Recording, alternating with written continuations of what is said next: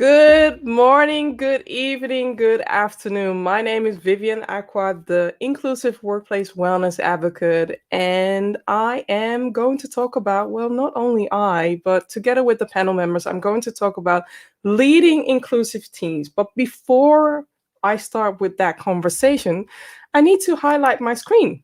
So, welcome to Let's Humanize the Workplace, where we talk about all the topics that are supposed to be discussed in the workplace. Just a tip for the leaders, for the managers, for the co-workers that are working there. I am challenging you to have similar conversations, open up the work floor, open up the virtual work floor, to have some of these conversations that I'm leading because it's a must-have to discuss this in the office. But before I invite my guest speakers for today, next week, it's about International Women's Day. And rather, I'm a person that rather sees International Women's Year as in 365, but I still want to highlight this day. So the International Women's Day, it's an organization, and the theme of this year is about choose to challenge. So there are some of the challenges that are here that might inspire you to challenge the workplace or to challenge each other to do better. And when I say gender diversity, let's keep it real. Let's challenge each other by adding intersectionality, adding different layers to the gender diversity, because sometimes it feels like we are only stuck on one layer of the cake. And if you don't know what intersectionality is, please go back to my previous episode where I had an amazing conversation about why intersectionality should be added when you're talking about diversity, or when you are trying to make diversity within your company better. It's an important gesture. We don't only want to serve some of the gender part of the diversity. We want, the different genders to be served and to be seen in the workplace. So I'm just putting it out there. So these are the challenges that International Women's Day are showing. So maybe you want to pick up some of the challenges, such as challenging the gender stereotypes or bias, or work on something like when somebody's making assumptions, speak up, stand up, do something. Don't sit back and wait until after. We want to activate authentic allyship. And this is the time to activate your authentic allyship right now, today, now.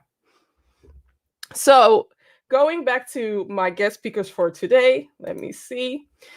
Like I said, I'm talking about leading inclusive teams because there's so much to be said about the leader, but I also want to have this conversation about inclusive teams, especially now that a lot of us are working remote. There come so many challenges, but I'm not going to, share all the details and all the things. I purposely invited all my guest speakers today. So if you give me a moment, oh, my son is coming in. It's his usual thing. And he is making a process to, he has his own way to share his goodbyes. Kom je nog of niet? Denk het. Yes, it's a whole process. So hi, here's Orlando, the one I talk about often. And it's his bedtime, but this is also part of my, leading my own inclusive team at the workplace. Kom op, Orlando. Kom je gedag zeggen? Wel te rustig. Okay, so going back to the show, I'm going to introduce Binnaz Cubukcu. I'm hoping that I'm pronouncing the name right. Binnaz is an established leader with extensive experience leading international teams, projects, and operations in banking, retail, and startup. Theresa Sigillito Hollemahelps helps virtual leaders and culturally diverse teams to collaborate, create, and succeed. And she's also the author of Virtual Teams Across Cultures. And last but not least, Ahom is helping clients build and implement strategies and concepts to empower diverse talent and improve employee experience. Welcome, everybody. I am going to bombard the first question, like, why do we need to humanize the virtual workspace? Let's start with you, Theresa. Okay, I will start. Well, Yeah. I think that's a pretty easy one in that we're starting with a technology relationship. That's one of the issues that happens when you're working virtually is you have to use metal and technology in order to connect with somebody who's far away. And so what that does to us is starts to say, well, we're feeling far from each other. Let's just focus on the tasks. Let's just focus on the agenda. And we start to lose our humanity in this. We start to forget that there's a person on the other end there. We use email and we forget, oh yeah, I need to communicate and connect in a way that's much more human. So I think we need to intentionally bring humanity back to this virtual relationship. And that's why I'm glad this is a topic in the first question. Thank you for sharing that. And Alex? Yeah. Oh dear. I think there's a glitch. Otherwise, Binnaz? Yeah. Well, humanizing workplace is a little bit odd, actually, because business and people have to live together. I mean, without one another, they can't survive, can they? Yeah. Yeah. We come around the business, but then we have to interact to make sure that the business works. So humanizing workplace, of course, how to bring this equilibrium in the business matters as well as the human aspect of things, and create a more cohesive environment for all of us.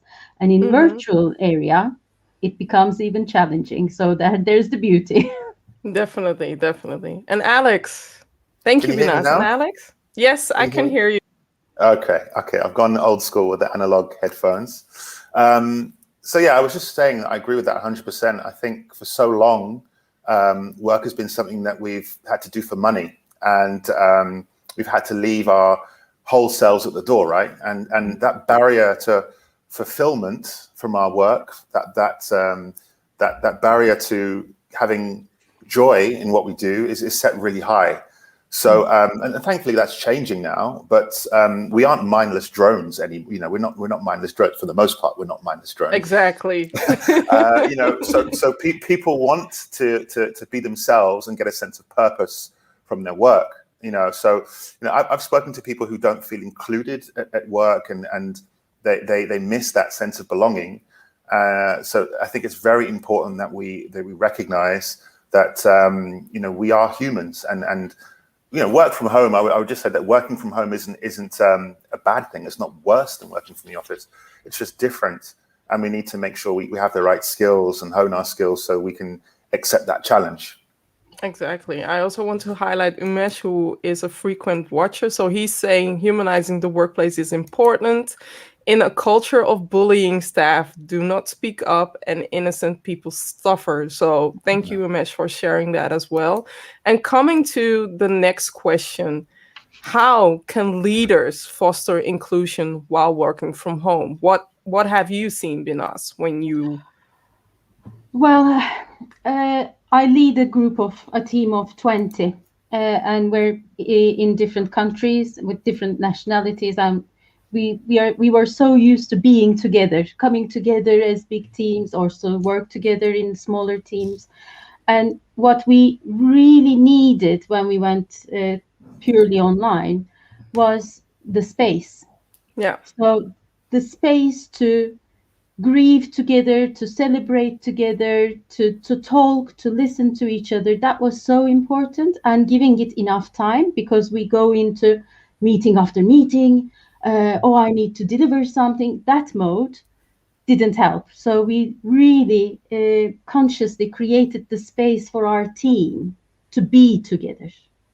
What do you, to give it more context, what do you mean with space? Because with me, I'm thinking like, are you using a special tool to do that? Or is it the time that you mean with space? Because space can be anything, right? You can now travel to Mars even. So what is space? Space can be anything, that's right. Of course, we use Teams. I mean, that's our meeting medium. Mm-hmm. In our team meetings, what we say is enough time.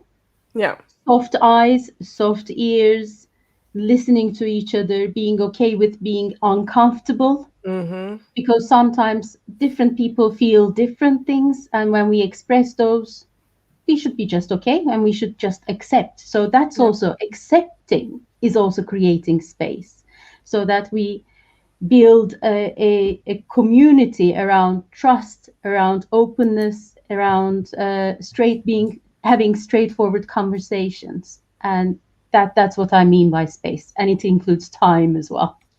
Thank you. Thank you for sharing that. I'm seeing a lot of options in the chat. So, Alex, Yeah. what does it mean for you? What do leaders need to do to foster inclusion while working from home? Well, they definitely need to recognize the situation we're in. I've spoken to a lot of people over the last 5 years or so that feel they feel lonely at work. Yeah, and it's sometimes hard to believe, but there are a number of people who are feeling lonely while they work, and it's different to being alone. Feeling lonely and being alone are two different things. Yeah, but disengagement is a problem. And we can't expect people to be high performers and be happy at work if they're disconnected and feel isolated. You can't participate, to that high level that bosses expect if you're sad. How can they recognize an employee being disengaged or being sad? What are some key elements that a leader should look for? Yeah, so definitely that inclusion piece is important. Diversity is the first step. It's the first step which a lot of companies try to attack first because it is the kind of low-hanging fruit. Yeah. And that inclusion is a kind of it's an action, it's a verb, it's something you have to do. But like we've covered, you have to give safe spaces. You have to give a safe space, a brave space for people to talk about those things that are important for them. So one thing that they can do, to answer the question, one thing we can do is to look at the meetings that we have. So much of our time is now online with using these apps and stuff, and we're having these meetings. And my wife is in the corporate world. She's going from meeting to meeting to work super hard. But I noticed that if you're going from 1 hour meeting to 1 hour meeting, when do you have time to eat? When do you have time to go to the toilet, to make your tea? So one thing I have recommended leaders do is try to transition from those 1 hour meetings to 15-minute meetings, to 45-minute meetings. It's more or less the same, but you give people time to ask questions about the weekend, or to volunteer information, to have those water cooler experiences. And I think that's what sometimes we miss if we're just going from meeting to meeting from 8 till late. I agree with you. And also knowing that a lot of people are doing the back-to-back meetings, I would say the Zoom fatigue, it is real. And if you haven't experienced that, your people are experiencing that. Especially, we are now on a platform where I can see Theresa's background, I can see Alex's background, I can see Binnaz's background, and that in itself, it's causing us to focus on so much more than only the conversation. Whilst if you are, on a platform where you're seeing 30 people, I know for myself that I'm very sensitive to that. So there are different settings that I use to prevent or decrease that fatigue, because I know if I'm seeing 30 people on my screen, I know by the end of the meeting, my energy is gone. And I'm a person who focuses on the details. That's a thing that I know, but you have to be really mindful of how people react to the virtual meetings, and the virtual meetings is different than having an offline meeting. So yeah, I can totally relate to that. Theresa. Yeah, I'm going to take a little different angle. Virtual teams and inclusivity. And before COVID, when we had virtual teams across multinationals, let's say, which are the ones that I was about to say, who had them? Because here in the Netherlands, there was a virtual team wasn't a normal thing, but virtual teams have been around for years. It's just now all of a sudden everybody is doing it. Yeah. But virtual teams where you have people sitting in the Netherlands and in China and in India working together. So that's also a virtual team. And inclusivity has always been a conversation because the inclusivity is actually geographic. How do I include my distant colleagues? And one of the reasons that is because psychologically we think of our colleagues who are far away as more abstract. So it's harder to include them because, well, this one's so much, my colleague next to me is so much easier to grab onto, and them over there. So it's hard for us to include.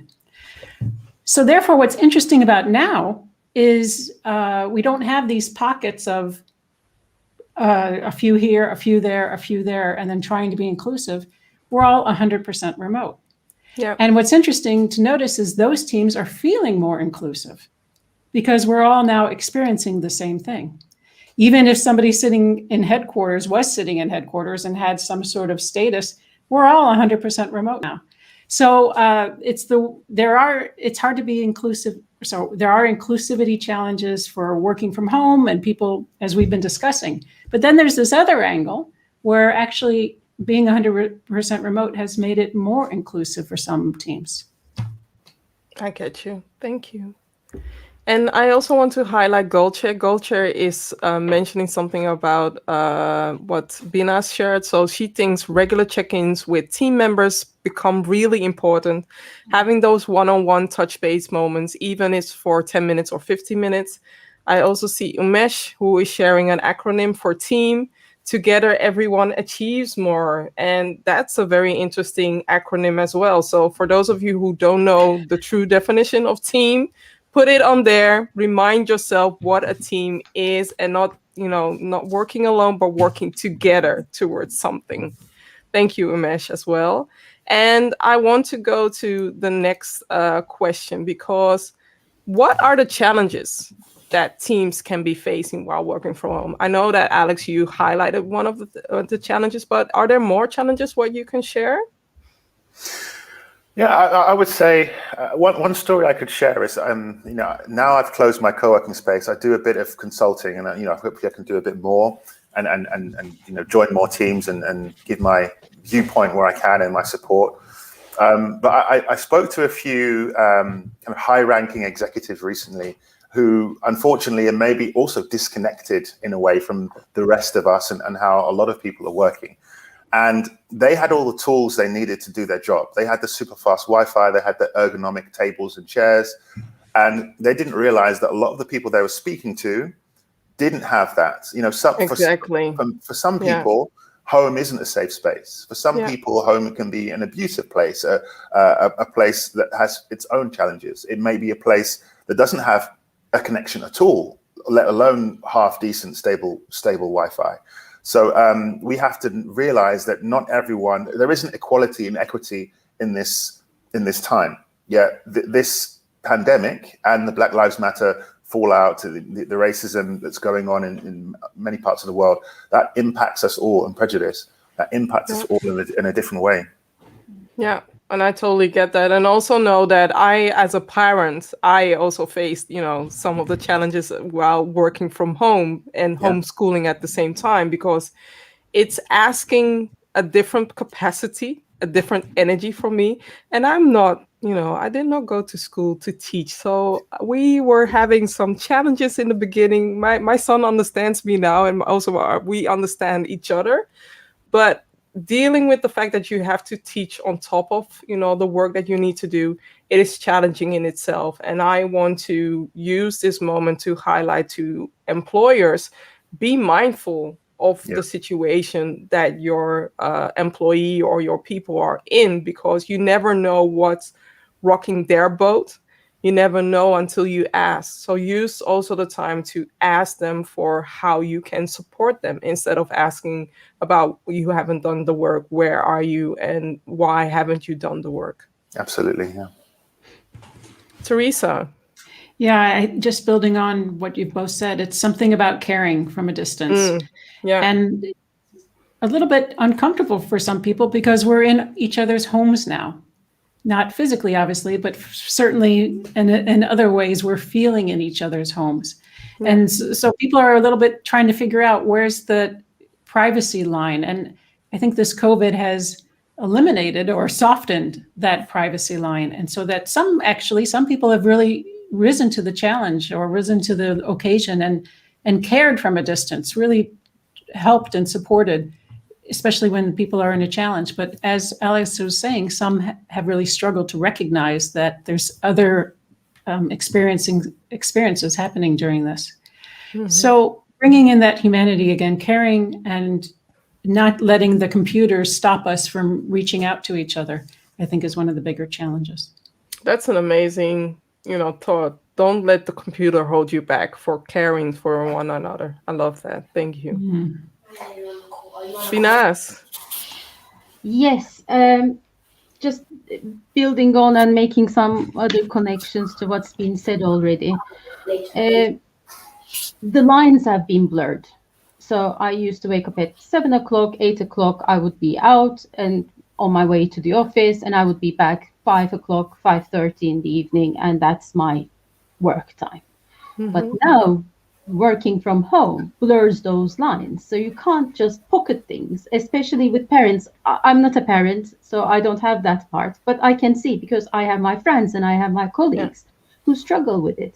And with our perfectionism and with our wish to deliver and be good for the company, we push ourselves so much that our contracts are 36-hour contracts, 40 hours contracts, but we find each other and find ourselves working 60 hours a week. That's not okay. That's the biggest challenge. When do we stop ourselves to say, enough? I need me time. I need to reflect. I need to think. I need to spend time with my family. So this is a big challenge. And still, some people have found their balances in that aspect, and some are still trying. So being open and talking about these kind of things helps raise the awareness and maybe turn these challenges into opportunities, I hope. What have you done to prevent somebody within your team or maybe outside of your team not to go overboard with their productivity or with their time? Well, I was very clear. I expect that I trust them. They're all adults. They're all very experienced people. So I trust that they would use their time to the best of their ability and to the best of their needs. But sometimes it is also good for the managers and the leaders to express their expectations. Yeah.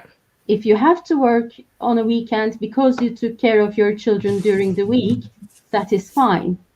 But don't overdo it. Or don't start sending the mails in the weekend, because that will create pressure on the receiver of that mail. Yeah. So just be considerate about actions, consequences. Yeah. And then if you're stuck, we have other hands and we have other brains to help out. So it is also be okay to ask for help. Yeah. That opens up many possibilities. I love that. Alex, you were about to say, oh, sorry. Nope. I'll wait. I was just going to say something. Yeah, I was just going to say that high level of work that so many people are doing, it's unsustainable as well. And I think that's where leaders have to recognize that when people accept a few stretch projects for a couple of days or weeks, that's manageable. But if it's months or a lot of work that is kind of unrecognized and it's high pressure, it's just unsustainable.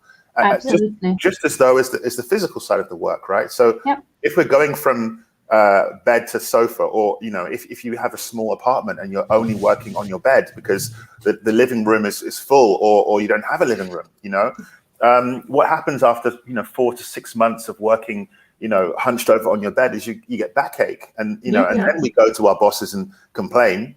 So before it happens, companies have to recognize that they really need to look after people working from home. I would say, follow up what Spotify did, right? Because they were one of the first ones, I guess, in the beginning when this lockdown started. They were handing out, I know from the American part, I don't know for the other countries, but I knew that in America they were sharing bonuses of $1,000 for you to invest in your home office. And I was like thinking, okay, but companies are now saving a lot of money while people are working from home. So use some of the savings for them to invest in their home, a better chair, a better microphone, or something virtual in the background, at least a green screen, so that they can feel comfortable in showing up online. And Spotify have also I started a podcast of my own the other day. I did an episode about, I saw an article, Spotify announced that they are supporting work from home and they're allowing people to do that. And they're encouraging that and also paying kind of big city wages to people who are going to make that decision as well. And that's funny because some of the companies, like I think Twitter and some of these tech companies, they have said, if you work from home, then we'll pay you less because, they've worked out some kind of metric where if you're working from home, you don't need so much money. So they're reducing the pay of people who work from home. So companies have to get it right. That's the important thing. In the Netherlands, it wouldn't be allowed. But then again, we have different countries, different laws. But it's also like you're taking, you're giving a child a candy and then you're taking it away just because they are spending some time home. It feels like you are being punished for working from home and being safe at the same time. Theresa. Yeah, I would just like to give a practical tool, but that is really powerful for the team leader, and that is the one-on-ones between the team leader and so pre-COVID, we already knew people who were thinking about remote work and virtual teams and things like that. We already knew the power of the one-on-ones, but now during COVID, making sure people are okay, asking how you are, what can we help, and research is showing that the number of one-on-ones has increased dramatically during COVID for a good reason. So just listening, asking what's going on, how are you, how are your hours, what's stress, what's going on in your world that I can help you with, can really go a long way for a leader. That makes me wonder, how much should a leader, how many team members should a leader have under their wing? Because some leaders have too many people under their wing, and if you have like 100 team members, to schedule 100 one-on-ones on a weekly basis or a bi-weekly basis, that's a challenge at itself. I don't know any leader that has 100. I mean, Binnaz, what's happening in Acquah? No. I mean, no, I'm not. I hope if that's the case, then I completely agree with you. It's a logical nightmare, a logistical nightmare. But for the average leader that we come across, it's doable. And it's not only for leaders, it's for colleagues. I mean, when I think about someone who I haven't met for a while, I'll just send them a message. I'll just say, oh, I was thinking of you, hope you're well, kiss, kiss, hug, hug, whatever. And then it makes someone happy. And we don't need to converse, but it is that being remembered, the feeling of, oh, hang on a minute. And then it leads to a coffee catch up, or it leads to a walk and talk on the phone. How wonderful. But even if it doesn't land, I shared what I felt with someone I cared. And that's all that matters. It plays I love a that huge role. that you shared the walk and talk, because now that the weather is better, I want you to walk and talk, literally walk and talk. Because we have been sitting too much and we have been promising too much. So take the promise to the fullest and go outside and have that conversation. Not only will you get some real vitamin D as well, but it will boost your mood and you are doing something. You are active outside. So let's move towards outside and have that conversation. As long as the weather is okay, and if you are permitted to walk outside, within the Netherlands, we are only permitted between 4:30 and 9 p.m. So have that walk in between and have, some fresh air as well. So, and I know colleagues who live close enough that they're walking together with a meter and a half distance. But huge impact. Yeah, it's really good. Definitely. And just on your point about the team size, there are many teams that are too big, and sometimes the workload is not equitable. So I played a lot of sport growing up, and played it to a decent level, and we had to learn and talk a lot about leadership. And one thing I take from kind of my sporting background into the workplace, there are lots of similarities, but leadership, when you have an effective group and an efficient group, it's not typically one leader. It's not typically one boss. Exactly. So of course, we started talking about one-on-one meetings, but in a modern team, in a modern society, do we really need one leader, one boss to take on the responsibility to have one-on-ones with everybody? That might not be the case. Can we encourage the team to look after the other members? And can that support come from multiple areas? So it's not all, but the onus isn't all on one person.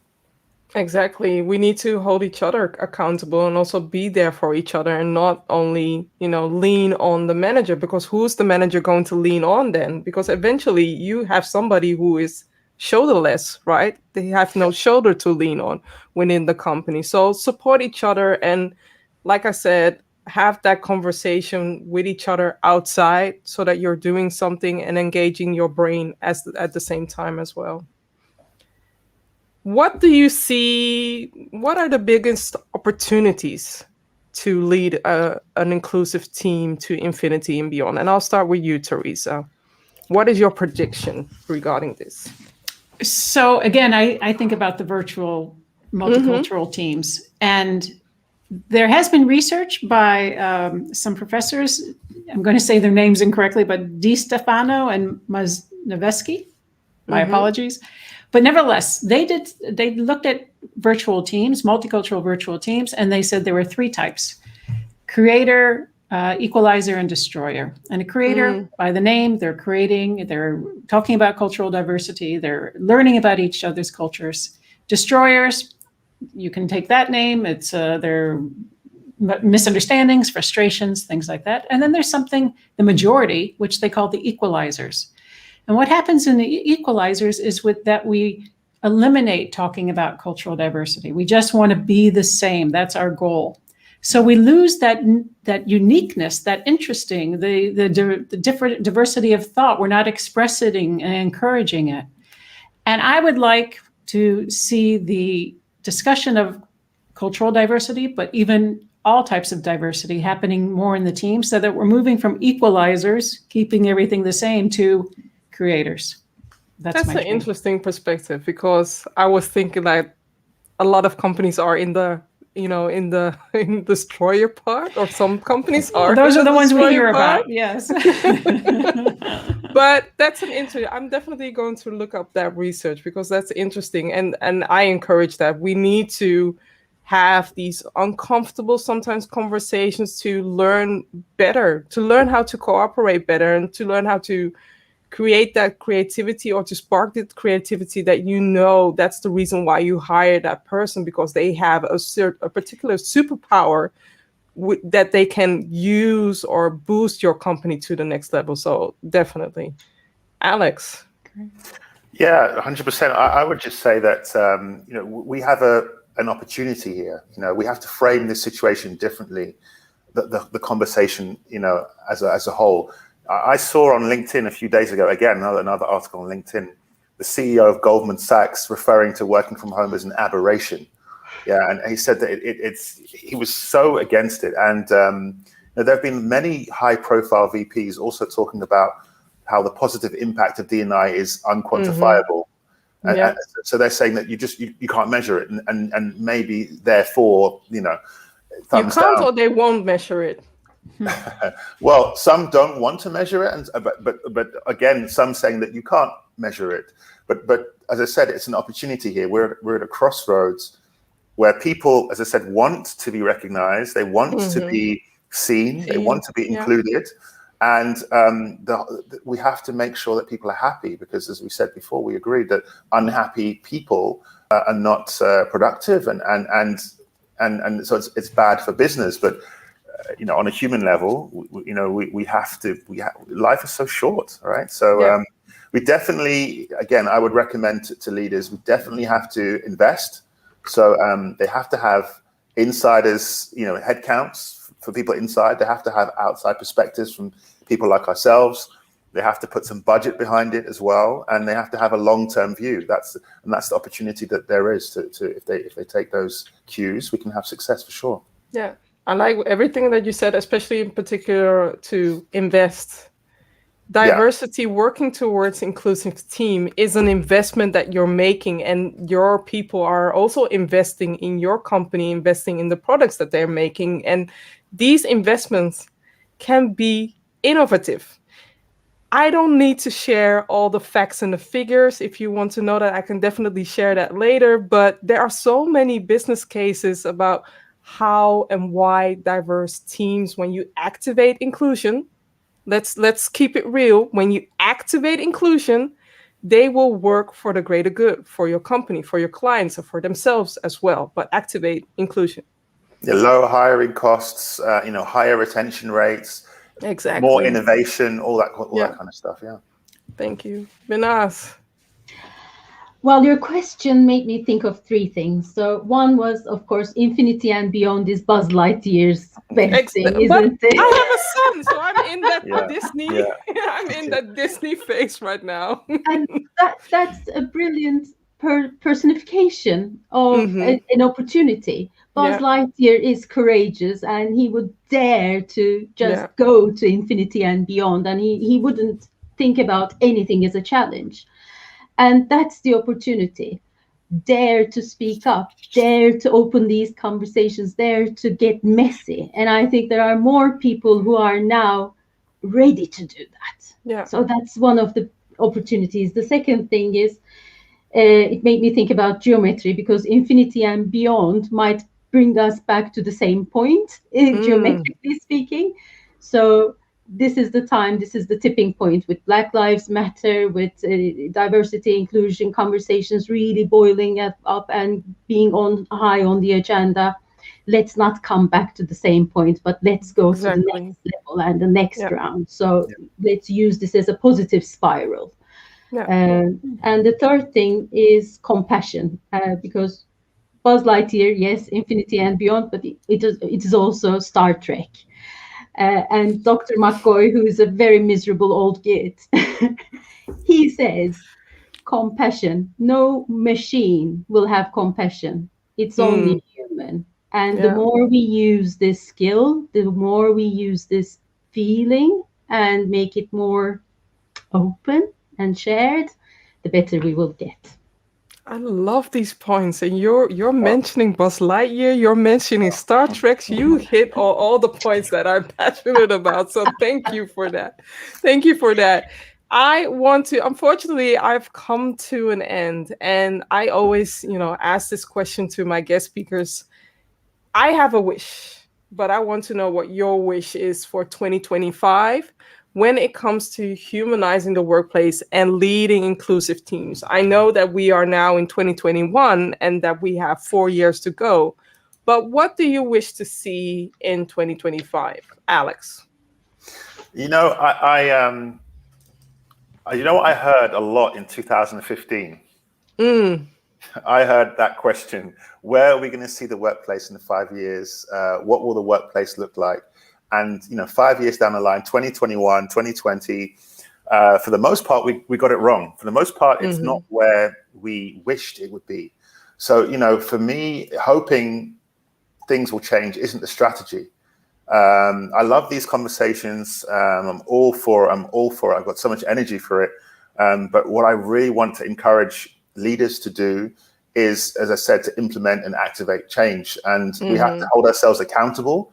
We have to stop kicking the can down the road and stop thinking about, of course, we have to put in strategies, long-term strategies.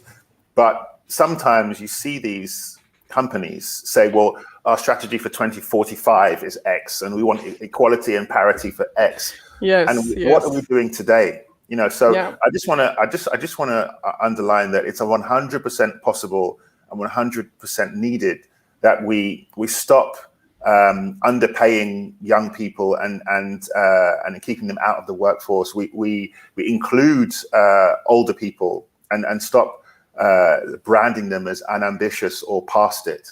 Women also are sometimes left out of decision-making processes.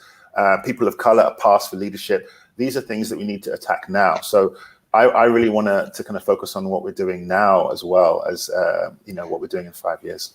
I love that, and to underline that, because a lot of companies are pushing forward. In 2025, we will be more diverse, or we have more inclusion, but it takes time to implement the change. Yeah. It takes time to marinate that change, and every step that you're taking right now should be helpful towards that goal. So I want to make the challenge that Alex is doing a little bit more concrete.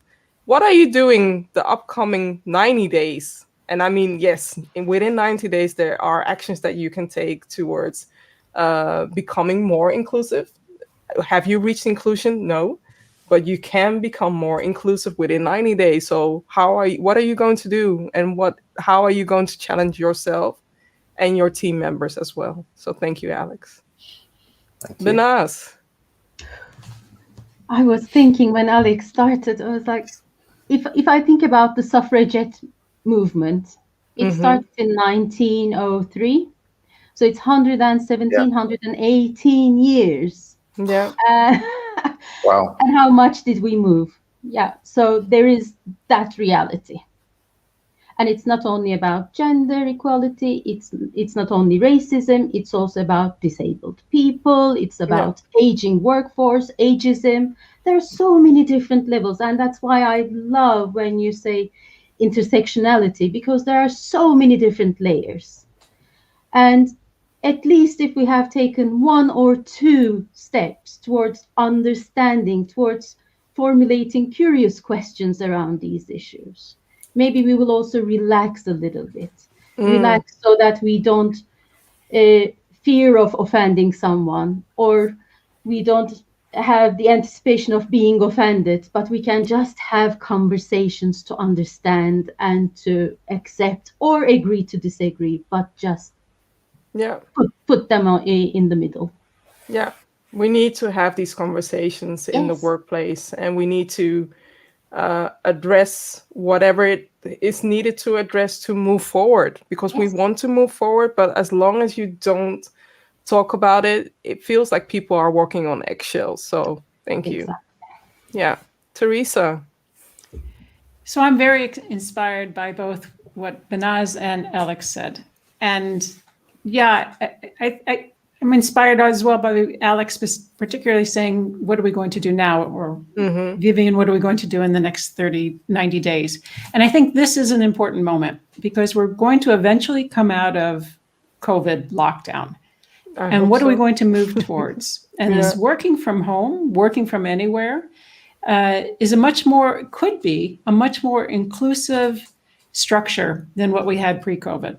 The potential is there, because when you have a working from anywhere, it could also be from any time, then you're allowing people to work at the rhythm that they are their best, or that you include then people who perhaps cannot travel and are restricted in whatever way. So also you see that some studies show that we get more diversity of thought in the virtual space. Depending on what study you're looking at, hierarchy goes away. So there is an opportunity, if organizations do this well, think about it, be intentional. We went working from home unintentionally. Now we have the opportunity to do it better. And I think this is an interesting conversation to have, and an important conversation, especially when we're talking about inclusivity, being inclusive. So. I love that. And thank you also for adding that. On that note, I am so grateful for having this conversation, and also know that you all inspired me. And I hope that the viewers or the listeners, you take at least one action or one thing that you learned from today and implement that, or try to implement that for the upcoming 3 months, because there's certainly something doable. But you have to challenge yourself and hold each other accountable for the challenge as well. So thank you all for watching Let's Humanize the Workplace, and I will put this up.